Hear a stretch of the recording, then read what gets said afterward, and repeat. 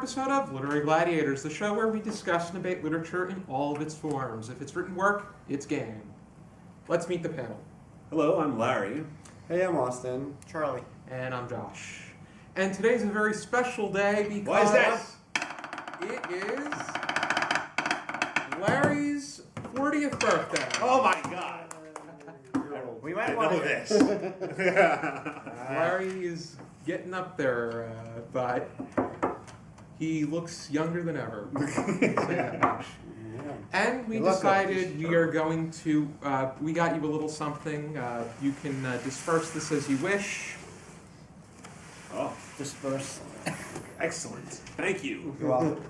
Get from all of us. Well, I think I'm being encouraged to share. Unless you wanted to put them on 4 different plates and use 4 different packets. All right. I wonder what it is. Let's find out. Oh man, cannoli, Oh, wow. and it's a crap ton of it. Look at it all. Well, how many are there, Larry? I don't know, a crap ton. I'll tell you if you don't want to guess. That's more. Yeah, please. 40. Wow. Oh, wow. Yeah. That makes sense. One for each year. One for each year. All right. There's one for me. Here, Austin, please take one.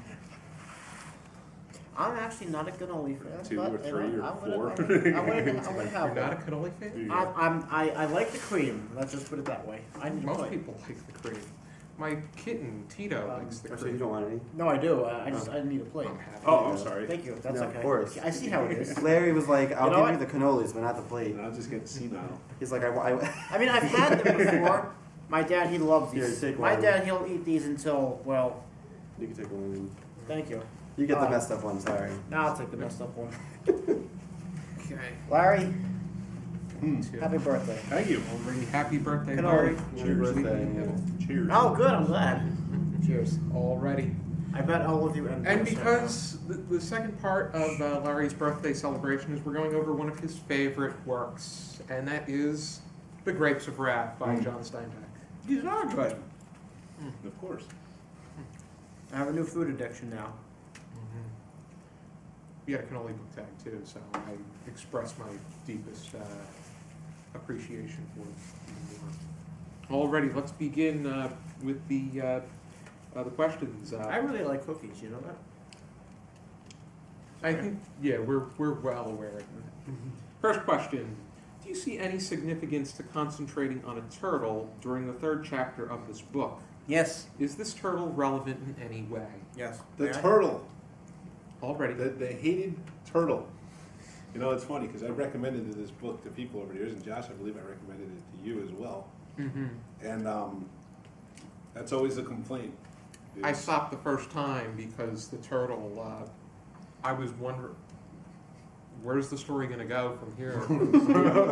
It takes about, I think you got to get into the late double digits, 80, 90, in order to really realize where the story's going to go. When Tom Joad is looking to go home. Mm-hmm. Yeah. So I understand that. I think the turtle definitely does have some symbolic significance in the story. I think it's this story. I think the major conflict thematically in this story is kind of the strong and the weak, and compassion versus cruelty. Mm-hmm. I think that's kind of represented in the chapter about the turtle. In that, you know, the one driver swerves to miss the turtle, and then another driver comes and intentionally tries to kill the turtle. And in the end, the turtle is left to its own devices to kind of try to continue its I think in a way it's the naturalistic idea that we're not much different from turtles. I think that the turtle, wherever he was going, is the same thing that the migrants are going. That's exactly what I wanted to bring up today. Turtle is, and when I got to chapter 15, I said to myself, Awesome pass. So those are back over. yeah, I said to myself, that's when the light bulb went on, and that light bulb doesn't go on very often. But when it went on, I'm like, oh my God, it's on. The light bulb is on. So I started writing. The turtle is migrating, and of course, this takes place during the Great Depression. Everybody is going west. They're going to California, right? I failed geography class, so Yeah. they're going north to California. Yeah, West, yeah. west. Yeah, go west. They say. Okay, and Unless you're in but- Tijuana and yeah, but if you think about it, that cute little turtle is in his, he or she is going with it to wherever. Maybe that because this takes first part of the story takes place in dry, barren land because they're not growing crops, they're not making money, and when the stock market went kablooey, no one's making money. We all, it's. But anyway.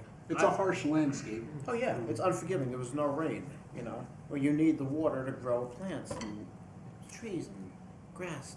And to do turtle things. Yes, and to do turtle things. Turtle. I don't know why. I did that, but I always. That's the connection I made with the Jode family, and also I think, in a way, this is a shot in the dark here.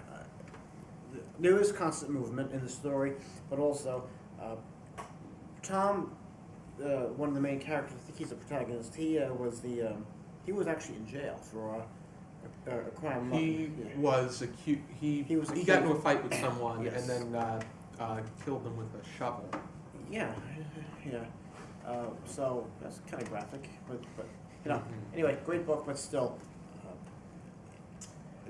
You were not only was Tom a prisoner in a jail. In a way, everybody was a prisoner to the banks. The bank was seen as a machine, and the way the Steinbeck brought up. At the time. But no, it's the banks own the land, and the people who live on that land have to pay. So, but John Steinbeck makes the bank seem like an unforgiving money machine, which in a way it is. But I think that going back to the turtle, a line that sticks out to me is turtle. the old humorous eyes looked ahead, and the horny beak opened a little. What? His yellow toenails slipped a fraction in the dust. The turtle's going through the same kind of obstacles and struggles as we are, Yes. and they're being pulled apart by deliberate and indeliberate forces. Yes. So you have the jackwagon who is intentionally trying to run it over, and then you also have nature's circumstances that are In this case, getting the just turtle. unforgiving. And the same thing happens to us. We have people that are we're not going to mention going after us names. just as much for their own, just sometimes for their own amusement too. I think for me too, one thing I learned about, today when you're driving and you see a turtle is that if you move it, you always have to move it in the same direction it's moving because it has a specific destination in mind and that's going to be where it's going. And so I think also by using a turtle as the animal as opposed to something else, it's kind of a way of saying that, much like the Jode family, that, there is a goal and that there are obstacles, whether, it be the car or whatever that might, stand for. Funds. That you, no matter what, in order to get where you're going, we have to stick through these hard times and just keep going in that direction. And eventually we'll get there. So I think that's also why, to me, like, the turtle really stands out because that's how they function. They say, I'm going to go here, and no matter what happens, it might take a long time, and I might, almost die, but as long as I keep going there, I know I'll get there. And I think that's, kind of a point of the book as well. Yeah, and Josh, like you were saying about how, Steinbeck's trying to write about, relate humans to animals, and I think that's true.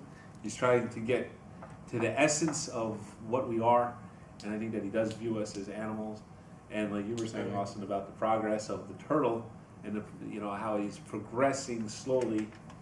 And doesn't even really necessarily understand why. Doesn't know what's going to happen around the corner. Doesn't know what's coming, but still, has that will to push forth. Almost like an instinctual It's need. the thing that keep human moving. thought is really the cluttering of we're so specific. It's not just territorial thought. It's species thought as well, where I think we have this whole indigenous versus colonial, but beyond that, humanity versus its brethren, its fellow animals, and its fellow living organisms, if you want to be even more. And even itself.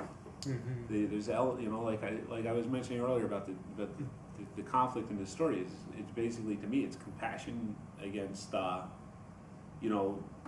cruelty. It's like these two existent forces within the human psyche, and they can exist, and they do exist often among even the same individual. So it's a constant struggle to be better.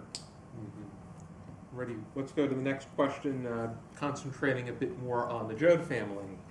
And that is, how would you describe the Joad family? Do you find this particular family to be ideal, or from a more structural standpoint, well put together? Well put together, I would say, because as we were saying earlier, they're sticking it out, and they're giving it their all, even though the car might blow up on the parkway. I've been there before. But, they keep putting it up. Yeah? What? Oh, you wanted to know later. Oh, I'm sorry. I thought he was going to say, Charlie, your fly's down. But I'm in a kilt right now, folks. So, anyway, what was I saying? Not only is it about, the saying, but not about the journey, it's about the destination. Yes, and we've, recording other people in the show who have said that before. I think a lot of this novel does have to do with the journey, though, because what really is the destination?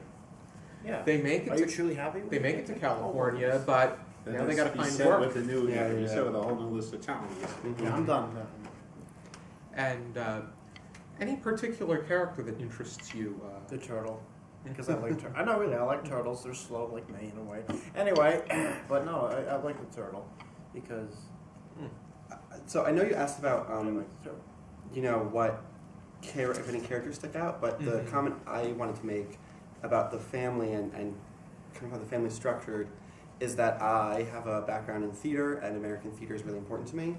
And I think in many ways the way the family is structured in The Grapes of Wrath is kind of similar to a lot of those really American family dramas, where, I feel like the American drama is always this, it's like a somewhat dysfunctional family, but with a strong, oftentimes a strong matriarchal figure, and, the father represents some sort of problem, and then there's normally a main character who's oftentimes the son, who's the protagonist, and then, there are other relatives who kind of do other things. And I think that The Grapes of Wrath is very much like that, in that Tom is that, central character, and there is kind of this matriarchal figure as well. In many cases, I think it is it's very matriarchal, and I think it also is very empowering to the feminine, because I think not just the fact that Pa was relatively, he wasn't able to bear the title of man of the family, which in a way he has the symbolic title, but not necessarily the authoritative one. But their oldest son Noah is relative. He's as they deem him. They deem him the firstborn. He's tall and strange. That's how they describe. And he's just seen as the abnormal one, and the one in the Pa even wished he wasn't even born. But that's cool. But that idea, the masculine incapabilities. I find it interesting when they talk with one another. The males are squatting, and the women are standing as they're engaged in their conversations. It's probably just a way that they interact with one another and go about their plans, but I find that attention grabbing. So. Certainly. The men were squatting also, probably because, When they're squatting, they're Oh, lower. yeah. That's the way they get lower than Yeah. Women, Yeah. biologically speaking, men are usually taller. Yeah, and I think Yeah. that And hungrier. talking about just to theater again, the imagery of that and of the men kind of on this lower height plane than the women is really reminiscent of there was a more modern adaptation of Henrik Ibsen's A Dollhouse, where they had all the women who were cast were 6 feet or taller, and all the men were, I think, 4'6" or shorter. Wow. To have this, because it's, you know, using that idea of the physical space to say, hey, this story is really about empowering women in a certain, you know, context and time period, so let's do that. So that to me really draws the connection, and I think that's very interesting to point out. I'm also interested in theater as well, you know, but mostly with the comedy, you know, stand up and, hey, just sit down. Okay, so I sit down and finish my act. No, stupid, get off the stage. So. You have the physical, you also have the emotional. Oh, yeah. I don't think there's a single female that walks away from the journey. Even Grandma even sticks it out until she can't survive anymore. But Grandpa gives in pretty quickly Yeah. because he can't survive. They had to drug him just to get him in, and Yeah. he died that night. I'm not leaving, and I'm not gonna. Yeah, it's like it might be the conflicting values of Noah left on his own. Connie was just this built up. He had these high expectations, but It said walk multiple, away yeah, from- multiple times I read that he was very proud of his significant other, who was carrying a baby at the time, you know. And I think I read it at least 3 times. He said, "Oh, Connie is very proud of," and the name escapes me, but there's nothing new there. But couldn't handle the pressure. Though, Yeah. So we walked away.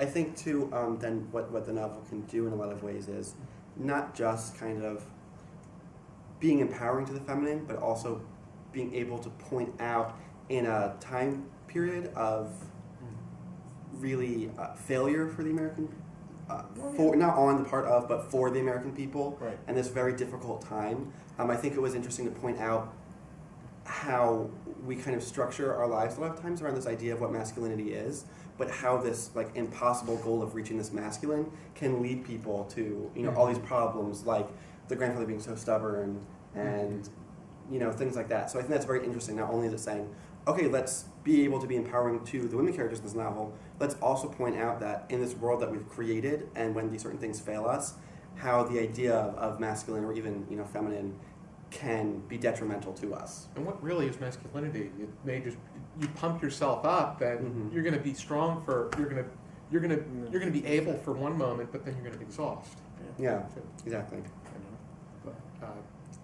But that's just the whole masculinity and femininity is just it's all a blur.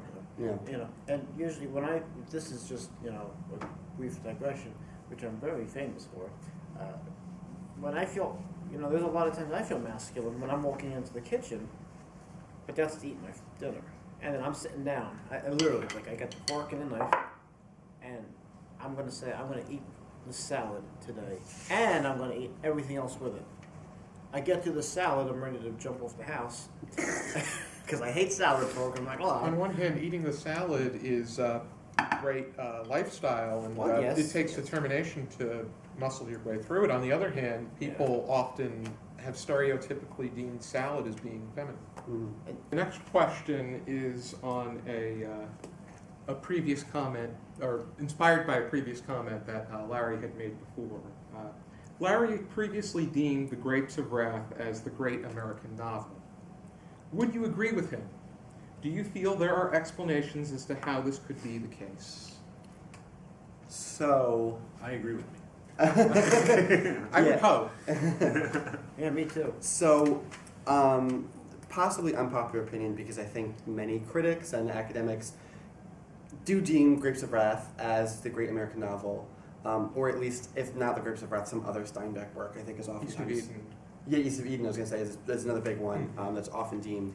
But then, you know, I hear a lot of other things. I hear, you know, certain Mark Twain books thrown around. I've That's heard what I was people gonna say The Great Gatsby is the great American novel.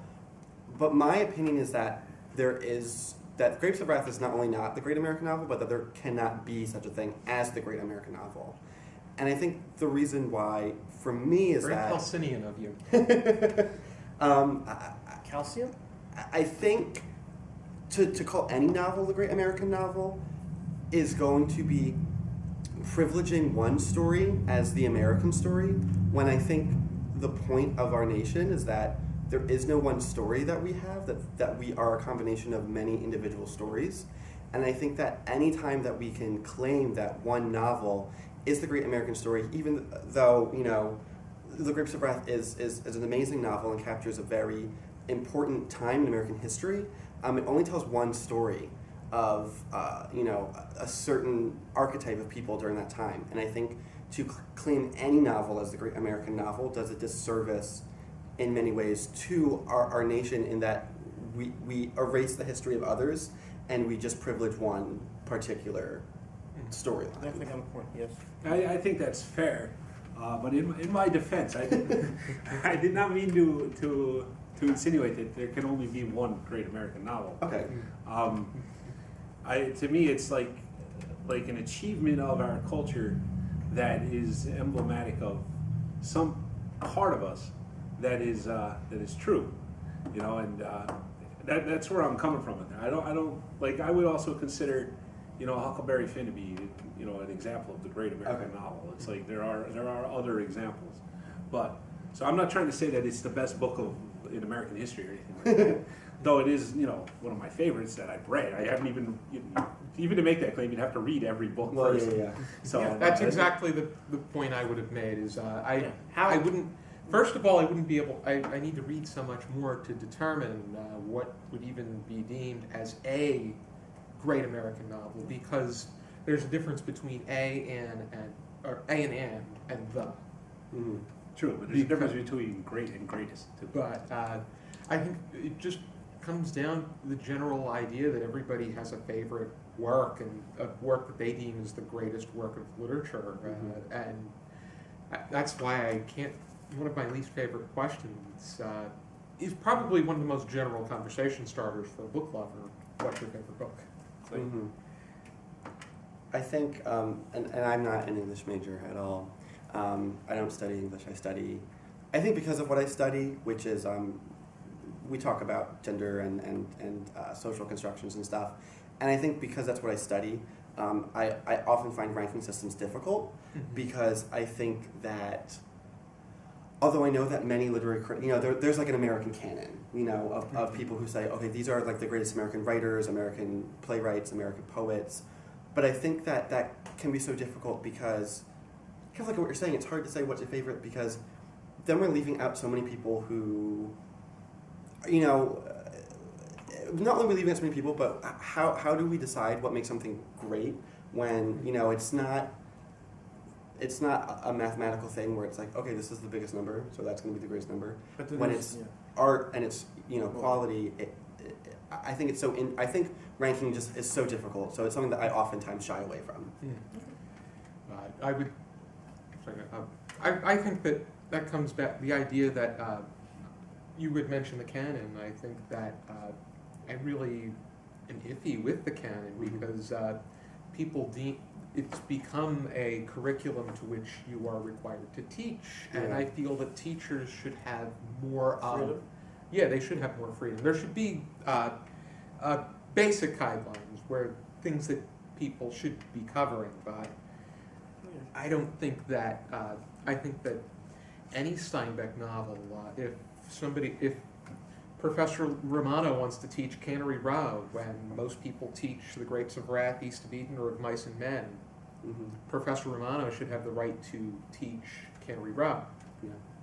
or Red Pony, or Tortilla Flat, Mm-hmm. or Travels with Charlie. Yeah. Oh. Tortilla Flat was actually, I think, my first Steinbeck book. Mm-hmm. Did you enjoy it? I did. Yeah. I did. My mom has the complete collection of Steinbeck, and I think I wanted to read all of them, and I think I took Tortilla Flat because it was one of the shorter ones. So I was like, I'll start here. Yeah. Start You small. know, it's funny, when I was introducing a friend of mine to Steinbeck, you know, ultimately I was trying to get him to read The Grapes of Wrath. But before that, I gave him Cannery Row, for the same reason. It's like, you know, get a taste first. Let's see, before you Cannery commit to Row. this is a gigantic novel. One of the jobs in the Grapes of Wrath is canning. So, Cannery Row, wouldn't that be a little glimpse of a greater picture that you see? Yeah. I mean, he thematically it's similar in that it's about the holiness of the poor, so to speak, the sacredness of that brotherhood, I guess, and of compassion for your fellow man and that kind of thing. It's related, But a lot of that is because he lived close to that area. That's where he grew up and lived. Was near Cannery Row in Salinas, so I think that's got a lot to do with it too. But what were we talking about? Oh yeah, the great American novel. I just want to defend it. I think that this book it's a signpost right now, especially and it always is. As a matter of fact, because of the fact that left to our own devices and without the help of each other, things can very quickly decay into a situation in which we found these poor families from Oklahoma. And the story is it's not a perfect story, right? Because the Californians had their own side in this as well. They weren't all guilty of sending out handbills saying come here and work, hoping to get as many people as possible for the purposes of exploitation of labor. But so they had a right to be scared of this influx of people as well, but somewhere there's got to be some balance. There's got to be balance. There's got to be a way to help. And to me, I don't know what it is, but there's got to be something. I mean, I think it's a great book, and I think kind of like what you're saying. I think Steinbeck's a lot of his works have the very similar themes, and I think that because of the themes of his work, they're just generally just really great books, and they're very accessible and have a lot within it. So I think I agree with a lot of the assertions that you do make. Okay. Any final thoughts? A great read.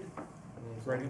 A great read. A grape read, yeah. Grape. No, it's really when I read it, even halfway through, I was still I'll take that back. I was still mesmerized even halfway through, and that's when I figured out the meaning of this cute little turtle. But still, put this on a 100 things to read before I die, or 1,000 things to read before I die. So. Probably in the 1001 books to read before you die. Sure it is, Yeah, That and plenty of others. and if it's not on your personal list, consider it. Having it on your personal list if it's not. On the scale of 0 to 5 stars, with the use of with half stars accepted, how would you rate the Grapes of Wrath? Larry? I would give it, I'd say 4.5. I would give it 4.5, taking away half a star just because of the fact, like I said, it's a little one-sided. Like everything's told from the side of from the Okies, which is fine. The Yankees? The Okies, as they're slurred. But I think we're far enough removed where I can use that term again. Probably not. The people from the Midwest who sought refuge on the golden shores of California. It's all told from their perspective, and I think a little bit more attention could have been paid to the side of the Californians, the everyday Californian, and what it looked like to him. So that would be the one drawback. Otherwise, I think it should be read. I think it should be taught by people. I think people should read it and try to understand where we came from, not less than 100 years ago, where we were, and so that we can value some of the things that are in this political climate kind of being ushered away, like the idea of strong unions. Not to get political, but I am. And realize, that compassion is part of what makes us people, and we have to help each other. So that's basically it. Austin? I would probably give it 4 stars. 2 reasons. One, I almost never give anything a perfect rating, and I believe in perfection. So it's very hard for me to give 5 stars. And also because, kind of as to what Larry was saying, when you read any novel, as great as it is and as universal as or quasi-universal as the truths it may be speaking to are, you also have to remember that stories are oftentimes one-sided, and you have to think about who's being left out of the story, whose stories aren't being told. Think about other families who, for lots of other reasons, had already had nothing, and then going into the Great Depression had even less than nothing. So I think that looking into other stories like that around the Great Depression is often left out. Talking about families of color, immigrant families, stuff like that. So just that's also why I guess I would give it 4 stars. But it's a great read. Check it out. Charlie? 4.5, definitely. I agree with every. It is one-sided, but when I read it, I was able to relate to a few personal events. Being short on cash is one of them sometimes. It's like getting paid bi-weekly. Like, come on, but still.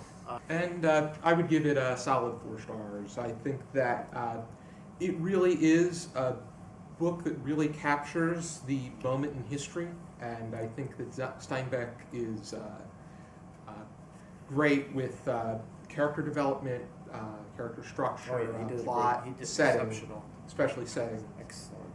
But I also feel that it is it's a pretty dry piece. Well, it's it's dry like dry the land. dust of the Dust Bowl. But He beat me to it. I think that I think that it's not the easiest thing to get into either. I think for me it took another attempt, and it's something that you really need to sit down and concentrate on. And I think that you guys make a good point with regard to the point of view. And they could have explored more, and it would have been interesting to see more points of view. But I think that all comes down to what Steinbeck wants us to perceive and what he feels we should know. Yeah, especially considering he was well aware of the attitudes of the Californians, being that he lived there and when he grew up there, he knew what their attitudes were, and he still really left it out. He didn't get into it very much at all. Mm-hmm. Josh, I have a question. Yes. Once you got past the turtle chapter, did you find that it got any easier? I think that when Tom started interacting with Casey and going back to the home that was abandoned, and then finding his family again, and when we get a greater sense of the Joad family, that's when I felt that things started to pick up. Okay. Around chapter 15 for me. But I think that if one sees the turtle the same way as they see everyone else, I think that it would be much easier to. That's when it clicked for me, and it was almost as it was. Okay. It was almost as if Steinbeck, was saying, "Hey, Charlie, take this down." So I literally just grabbed the pen. I'm not saying it happened. I'm not saying I can talk to people from the grave, but it was as if imagine if you will. It was almost as if he was saying, "Take this down," and I'm like, Take note of this turtle. I'm thinking. Did you guys find the kind of one chapter on, one chapter off the Joad family was good storytelling, or I felt that the Joad chapters were a bit more appealing to me. yeah?